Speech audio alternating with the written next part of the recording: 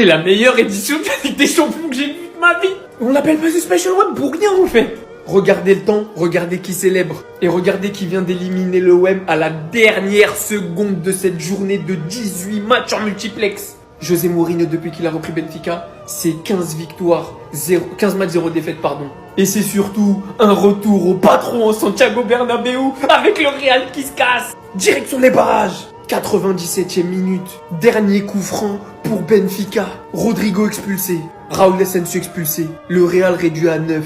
Coup franc tiré par Orsnes et tête d'Anatoly Troubine. Il m'a jamais déçu cet homme. Quand faut poser ses couilles, c'est lui qui a les plus grosses. On fait le point du coup. Le Real qui devient barragiste en étant 9e, suivi par l'Inter, le Paris Saint-Germain, Newcastle, la Juve, l'Atlético. Bref, je ferai une vidéo de toute façon pour revenir sur tout le classement. Le foot, c'est juste le plus beau sport du monde. Quand tu penses que tout est fini, ben il y en a encore. Tant que l'arbitre n'a pas sifflé, il y en a encore. Et aujourd'hui, la preuve en est. Le Real a encaissé un but d'un gardien pendant que Valverde faisait du karaté derrière lui. Quelle belle soirée! Coucou les barragistes! Ça va vous? Moi ça va bien, alhamdoulilah. Les Gunners, on se serre la main. Les Citizens, on se serre la main. Les Spurs, les Bavarois, Liverpool, les Reds, le Sporting et Chelsea. Non, vous, je ne serre pas la main. Vous tous là, et plus particulièrement vous.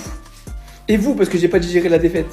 Par quel miracle le Barça qui était 9e avant cette dernière journée, qui à la mi-temps était 13e et était le seul gros mené, on se retrouve 5e devant Chelsea qui nous a tapé. Devant City, devant Real. Non, parce que ça fait un petit moment, ça me raconte la même chose. Ouais, vous êtes premier en Liga, mais en Ligue des Champions, c'est comment? C'est comment maintenant? C'est comment maintenant? Devant l'Inter, devant le PSG. Ouais, on finit devant les 2 finalistes de la Ligue des Champions passée. Devant Newcastle. Bref, je vais pas tous vous les faire. Et pour être honnête avec vous, je sais même pas comment on se retrouve 5e de cette Ligue des Champions. On a perdu contre le PSG. On a perdu contre Chelsea. On a fait nul contre Bruges. Alhamdoulilah, ya Rabbi, le tirage de Conference League. Mais le top 8, fallait l'atteindre. Et c'est chose faite. Bon courage à tous. Que le meilleur gagne. De toute façon, je flambe. Je sais qu'on la prendra pas. Donc c'est encore mon petit moment de gloire. Laissez-moi flamber. Bientôt on sortira de cette compétition, je le sais. On va tellement gagner la Ligue des Champions. En fait, vous êtes juste pas prêts. La Ligue des Champions cette année, c'est pour nous. La Youth League, c'est pour nous. Et la Ligue des Champions 2035 aussi. Pendant que tous les clubs de la Terre sont en train de se renforcer. C'est le mercato hivernal. Tu vois des mecs qui signent à droite, à gauche. Le Barça ne dort pas. Le Barça prépare l'avenir. Qu'est-ce qu'on en a à foutre du présent après tout?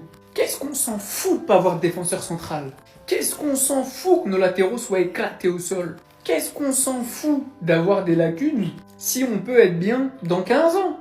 Ajay Tavares, Hamza Abdelkarim, Juwensley Einstein et Patricio Pacifico.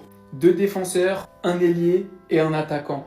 Voilà les dossiers sur lesquels le Barça s'attaque en ce moment. D'ailleurs, concernant Einstein, on a déjà le Here We Go. Et sachez que tout ce que vous voyez, c'est aucune signature pour l'équipe A. Uniquement des signatures pour le Barça Athletic pour la réserve.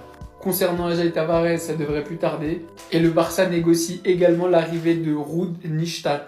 Défenseur central gaucher, 18 ans, 1m90, joue à Twente. Et je vous fais grave pas l'expert, hein, j'en connais aucun. Hein. Je suis juste les actualités. Et comme c'est toute l'actu qu'on a, et que visiblement notre club a décidé de prendre en main l'avenir du Barça en délaissant le présent, Dro est parti.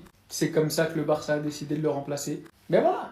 Au moins, mes enfants vivront de belles heures au FC Barcelone. Qu'est-ce que vous voulez que je vous dise? C'est comme ça.